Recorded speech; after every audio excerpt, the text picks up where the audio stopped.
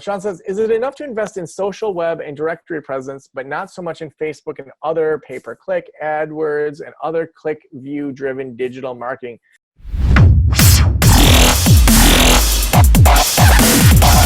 I would say, is it enough to invest in a social web-based platform? I would say, start with what you like. I would say, life is too short to put all this time into business things that you don't like doing. So if you don't like putting time into Facebook or Pinterest or Twitter or Instagram, what you're going to do is you're going to attract people that do like Instagram. And you're going to be like, dang it, another Instagram person that wants to see me. And I hate Instagram. But you just put all this time into Instagram. So of course you're attracting those people. So, so putting time into, if you like social web and directory presence, I would do as much as you can in those areas that you love. So if you love blogging, blog like crazy. If you love long form blog, like 2,000 word blog posts that are super researched but still approachable to the average client, you're going to attract people that are super like into that and nerdy about, wow, look at that brain research. I love that. And they're going to love you because you're putting time into those things that you like. Now, if you do that and you're still not getting the amount of clients that you want, that's when it's like, well, let's look at some other platforms. And I would start with some of those basics. I do think having a Facebook page, at least having a page that's somewhat active is pretty important. But if you just hate Facebook, and a lot of people are, you know, especially with their misinformation and all that data breaches, people are like leaving Facebook. If that's where you're at, then don't put time into Facebook. In regards to pay-per-click and AdWords, you want to specifically know, just like with the A/B testing we talked about earlier, you want to know if it's working. And so if you put in $500 and then you end up getting 3 clients that you know each come 10 times and pay $100 each, that $500 just turned into $3 grand. And so if you can automate that where you're not spending a ton of time on it, that's just like free referrals. You don't want to be spending 20 hours a month on your Facebook ads only to be like, well, I just wasted 20 hours a month and I didn't get any new clients from it. You always want to be tracking what's working and what's not working. Ryan says, what do you identify as your biggest flop in private practice? My biggest flop. I've had a lot of flops. Let me think of my biggest flop. I did this one thing that it gave me a lot of exposure, but it didn't really work. I blogged about it. I did this thing called dinner and a counseling session, and I thought it was going to be awesome. Like, I thought it was going to be really awesome. That, you know, I got this deal with a local restaurant where they would give me $50 gift certificates for $45, and I charged $100, and people could come to counseling and then get a dinner with it. I think I had 1 couple sign up for it. But I think what I learned from that is that just because you have sketched it out in your head as being successful, and I fell in love with, I think this connects to kind of what I was saying to Ryan about how, you know, don't fall in love with the idea, fall in love with the audience. And so I wanted to help couples, and I didn't try to figure out what couples wanted. And it took so much brain energy to be like, dinner and counseling sessions. So do we like come to dinner with you and do counseling in the restaurant? And like, people were confused by it. And it was like, no, you get a gift card and you come to counseling. It's like date night, but not. And people were just like, I don't get it. And, you know, so they were using all this energy with their brain. They were confused. And then it just totally flopped. And it was like, I thought it was the most brilliant idea ever. So I would say that's one of them. I've had lots of flops. I mean, I think also hiring people straight out of grad school was a big flop. I hired like 4 people and they were such a pain in the butt. I would say if someone wants to work for you fresh out of grad school, give them an assignment, like go get a job for 6 months where you get paid to network. So go get a job at a nonprofit, make $15 an hour, go sit on the poverty reduction initiative, go sit on the suicide prevention council, go, you know, work on projects locally so that bunches of people know who you are, kill it for at least 6 months and then come back. I would say I should have done that. And instead these people that I think actually were good clinicians, but had no idea how to like network or market themselves and they just weren't known locally. I wasted a ton of time on them. So I just wish I wouldn't have hired them. Another thing that I wish I had done is I actually wish I had started leveling up faster. So for example, I sold my, my supervision group about a year ago to one of my best friends, Paul, who is an amazing clinician and really good at supervision. Now, I sold that group and moved on from that thinking like there are not enough, you know, good quality supervisors locally. but I was giving up from 4 p.m. till 8:30 p.m. once a month with my family. And I was so far past that at that point. And I think that I'm getting better at giving up those things that just aren't worth the time. But looking at my own, like, okay, how much time does it take? How much money do I make? And how much impact does it make? I need to do more of those things that are making a lot of money for me. So they're good for me. They're really impacting my clients, my consulting clients, and they're impacting the broader private practice community. So for example, when I run the numbers for Next Level Practice, I'm influencing a whole bunch of people, helping them at a lower rate, impacting the private practice world, and it's making me money.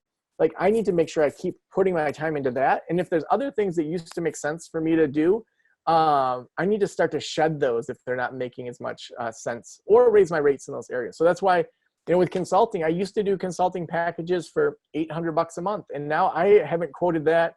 I mean, $1,500 a month is the lowest I've quoted for, you know, 45 minutes of my time, and then all the support that we offer. And so keeping leveling up, I think, is a missed opportunity more than a flop. So Sean says, I'm considering a new laptop, email platform, and phone. What HIPAA considerations should I keep in mind? Do you recommend a VPN or firewalls or data security? Sean, I think it really depends on like the level of what you're doing. So for a typical private practice, most of that is kind of overkill. So a new laptop, obviously every few years, you're like, you need a new laptop just because, you know, laptops, you know, whatever, they make it for planned obsolescence. In regards to email platform, I would just, you know, whatever your website is. So for us, it's mental wellness counseling. So we just did the G Suite platform. It's $10 a month per user to have mentalwellnesscounseling.com. They'll sign a business associates agreement. Then you don't have to deal with any of that technology stuff. It's just Google, you know, they sign the BAA, you're protected and you're smart. For your phone, there's a lot of options there. So if you want to go hyper secure, I'd use Spruce. Practice of the practice.com/Spruce. They gave me a promo deal for that. And then I'm going to talk about the pros and cons of each of these. Okay. And then the other one's Grasshopper in regards to phone systems. So a typical phone, you know, if you just get a traditional landline, you know, they call into your number, you have to get a whole phone network, which is going to cost you a couple $1,000s. And then you're going to have to call into that voicemail. It's so old school. It's just not worth it. What you want is something that's going to ring to your cell phone or your other clinician's cell phone. So, you know, they dial mental wellness counseling, they hit 0, that rings Emily, they hit, you know, 700, that rings me, 701, that goes to Steve. We all have cell phones. We might as well just use that technology. So Spruce, they'll sign a business associate agreement. They have HIPAA compliant texting. They're more expensive because they do all that stuff. But if you want it locked down, that's who I would go with. Now, Verizon, they have all these numbers coming through. They won't sign a business associates agreement. I've tried. AT&T won't sign one. Grasshopper won't sign one because they know that there are so many, you know, hackers or different things that can happen that are beyond their control. And so that's where I would say that Grasshopper falls into a gray area. But the function of it is great for entrepreneurs. And so as long as you're disclosing that in your paperwork and saying that there are limits to the confidentiality, if you feel uncomfortable with that, you know, send me an email rather than a voicemail. I think that's a good way to be in the middle, save yourself some money, and still have a decent platform. But there are some bloggers out there that are like totally anti-Grasshopper. I respect their points of view. They tend to have more of kind of a fear-based mentality with a lot of this, and rightfully so. But it's like, there's no way for you to be 100% HIPAA compliant. Like it is, I was talking to Roy Huggins, who runs Person Centered Tech. He's a former Silicon Valley guy turned therapist, guy I respect immensely over HIPAA. I've had him on the podcast and done a bunch of webinars with him, probably 5 or 6 times. He has said to me that if we were to actually be fully HIPAA compliant, it would cost us hundreds of thousands of dollars per year. So there's no way that we can physically actually be in compliance.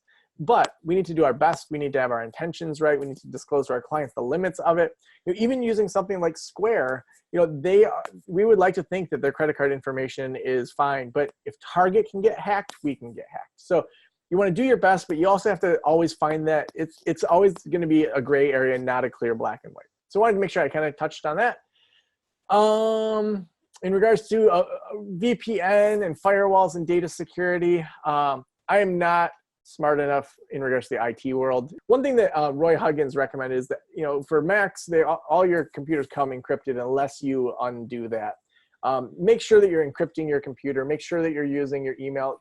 You know, the most common kind of breaches of HIPAA is, someone texts a client and they didn't get permission to text them, and their wife picks up the phone or their ex picks up their phone, and that person, you didn't tell them, hey, don't make it so your texts show up.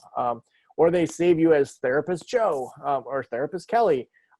It's things like that. It's at a bar talking about someone else's client and then their sister's next to you. It's those kind of things that tend to get the complaints. Number one is having sex with your clients. First and foremost, don't have sex with your clients. There's many men and women out there. So those are the things that tend to rise to the top, and doing your best with these other things I think is important, but also can be so expensive to do. Okay, so continuing on the expats, how do you connect and market? Hey, great question, Amy. So how do you connect and market with expats? Well, how do you connect and market to anybody? You find where those people are. So where are expats? There's Facebook groups, there's podcasts, finding the influencers in the expat community and going super deep into that. So it may not be, I want to just help expats, and maybe I want to help expats that are living in Asia or living in China or living in India or whatever the specific area is. You're going to want to niche in pretty well. You look at India and the access to mental health and the amount of English speaking, that is ripe for online counseling. And people want to practice their English. They are already paying people to practice their English. And so it's kind of one of those two birds with one stone. We had a guy from South Korea that lived with us, and there were people that were getting $30 an hour just to talk in English to someone to have a conversation. So imagine they could also get counseling done. So there's a broad market there. So you're going to want to first look for who are the influencers in that area. So you may have a connection to a specific country or an interest in a certain country. And so you may just start there. So it may be that you want to connect with expats that live in Ireland. And you also look at the Irish law in regards to that and make sure that you're not overlapping and ethics and all that. Have online paperwork. And then you start to connect with maybe Irish podcasters or Irish blogs or the expat community and Facebook groups. And then reach out to whoever runs those groups. So say you find a expat community in Shanghai and it's on Facebook and there's a person that's on there. So you may then reach out to the person that's running that Facebook group and say, hey, I'm a therapist. I live in Michigan. I have a number of friends that have moved to China for the auto industry. And I interviewed them and I put together the 7 biggest things that expats need to know in regards to their brain. And so it may be, stay connected with people back home. Make sure you have sleep. Make sure you outsource things because, it's cheaper to have someone cook for you or like whatever your things are that you come up with. And then connect with those influencers and say, I'd love to do a Facebook Live for your group just to share this information, do a guest blog post. So you're giving actual good content. And then what's going to naturally happen is you're going to then create connections with those influencers. And then you want to, of course, ask and say, hey, at the end of my presentation, you know what, if you want to talk with me, I'd love to do a 15-minute free consult. And then if we're a fit, we can do some coaching or we can do some counseling.